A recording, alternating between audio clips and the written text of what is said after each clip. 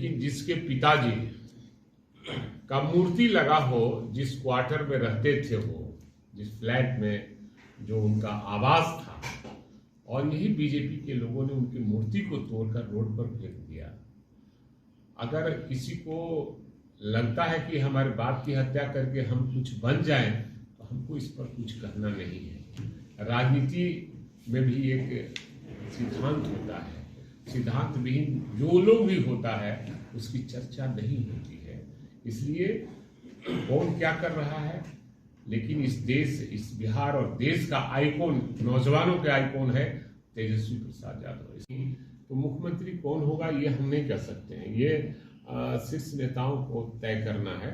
लेकिन अभी तो माननीय मुख्यमंत्री नीतीश कुमार जी को ही हम लोग मानकर चल रहे हैं, या और उप मुख्यमंत्री तेजस्वी यादव, दोनों कंधे से कंधे मिलाकर बिहार के बेहतरी के लिए काम कर रहे हैं। उपचुनाव में महागठबंधन की जीत का दावा कर रहे हैं, वहीं प्रशांत किशोर का कहना है कि अगर 4 या 5 रुपया कम है वहाँ, क्योंकि हम भी गए थे बाबा विश्वनाथ जी से दर्शन करने के लिए, तो हम भी डीजल वहाँ बढ़ाए थे तो कम मिला था। बिहार में अपराध बढ़ा हुआ है, क्या कहेंगे? देखिए, अपराध बढ़ाने का काम बीजेपी के लोगों ने किया है जानबूझकर, और हम समझते हैं अपराध पर काबू पाने के लिए हमारी सरकार कटिबद्ध है, और महागठबंधन के सभी नेता इस पर गहन विचार विमर्श भी कर रहे हैं, और कार्रवाई भी हो रही है सरकार की तरफ से।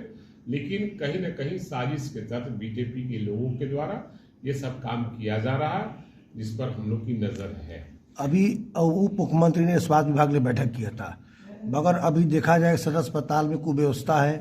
तो अभी कल ही का न्यूज है कि 2 घंटा से मरीज तरे पड़ा था, मगर कोई सुनवाई नहीं हुआ। देखिए, सबसे बड़ी चीज है कि सरकार बने हुए मात्र 2 महीने, क्योंकि अभी CS भी आए हुए आपकी मीटिंग में। 2 महीने कुछ दिन ही हुए हैं, और क्या चाहते हैं कि जो बिगड़ा हुआ चीज है वो जल्दी सुधार हो जाए, संभव नहीं है।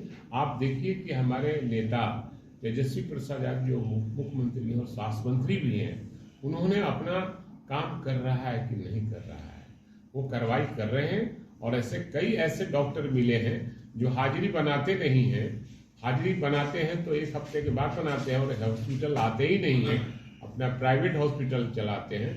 उन सब पर कार्रवाई हो रही है, सब पर कार्रवाई करने का निर्देश दे दिया गया है, और निश्चित रूप से अस्पतालों में सुधार होगा। हम सब की जिम्मेवारी भी बनती है कि जहां कहीं भी हो वहां सूचना भी देनी चाहिए। महागठबंधन होगा, तेजस्वी यादव मुख्यमंत्री बनेंगे, कयास लगाए जा रहे थे कि नवंबर में तेजस्वी यादव। हमारे भाई हैं, आप भी एक चैनल में, मीडिया में आप नौकरी करते हैं, लेकिन आपके मन में भी बात आती होगी रात में कि ये चैनल वाले हमसे क्या करवाते हैं, क्योंकि चैनल सारे पूंजीपतियों का चैनल है, और वो केंद्र सरकार जो कहती है वही चैनल वो काम करती है। बहुत सी बातें आप भेजेंगे लेकिन वो चलाएगा नहीं, आप चाहेंगे चलावाना लेकिन वो चला नहीं पाएगा। इसलिए हम 4 स्तंभ है, जिसमें चौथा स्तंभ आप ही लोग पत्रकार हैं, और जब आपका स्तंभ टूट जाएगा तो हम समझते हैं कि सारा स्तंभ खत्म हो जाएगा। इसलिए देश की स्थिति बड़ी खराब स्थिति लेगा, उस पर GST लगेगा, और जो 25 किलो से ऊपर जो लेगा, बड़े लोग ही 25 किलो की बोरी वो लेता है, तो उस पर कोई GST नहीं लगेगा। और जिस दिन सभी विपक्ष एक मंच पर आ जाएंगे, भारत में बीजेपी मुक्त भारत होगा, और जब तक भारत से बीजेपी को हम लोग हटाएंगे नहीं, देश की जो समस्या वो हल नहीं हो पाएगा।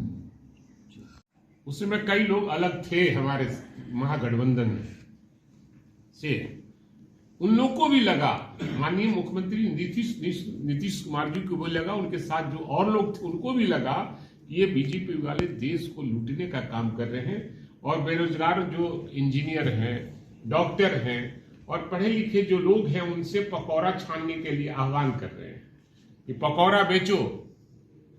तो माननीय मुख्यमंत्री नीतीश कुमार जी, चाहे जीतन राम मांझी हों, ये सारे लोग को लगा कि नहीं, अब देश को बचाना है, तो महागठबंधन में शामिल हुए। 9 अगस्त 2022 को देश की क्रांति हुई थी, गांधी जी ने शुरुआत किया था 42 में, और यहाँ महागठबंधन एकजुट हुआ, नीतीश कुमार जी, जीतन राम मांझी, इन सारे लोग ने कहा कि नहीं, लालू प्रसाद यादव और तेजस्वी यादव जो काम कर रहे हैं उस काम में हम लोग भी शामिल होकर और बीजेपी मुक्त भारत बनाने का उन लोगों ने ऐलान किया।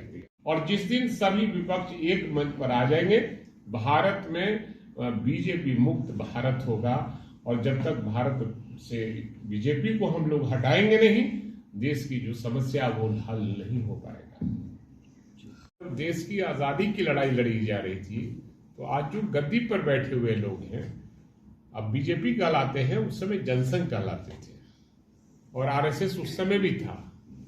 ये सब लोग अंग्रेजों के दलाली किया करते थे, मुखबिरी किया करते थे। और बहुत से ऐसे भगत सिंह जैसे कई ऐसे पुरुष हैं जो देश की भक्ति के लिए और उनको मुखबिरी कर कर ये बीजेपी वाले जो जनसंघ के लोग थे और ये आरएसएस के लोग थे, लोगों ने फांसी की तख्ती पर लटकाने का काम किया। उस समय अंग्रेजों की दलाली करते थे और देश की गद्दी पर बैठे हैं।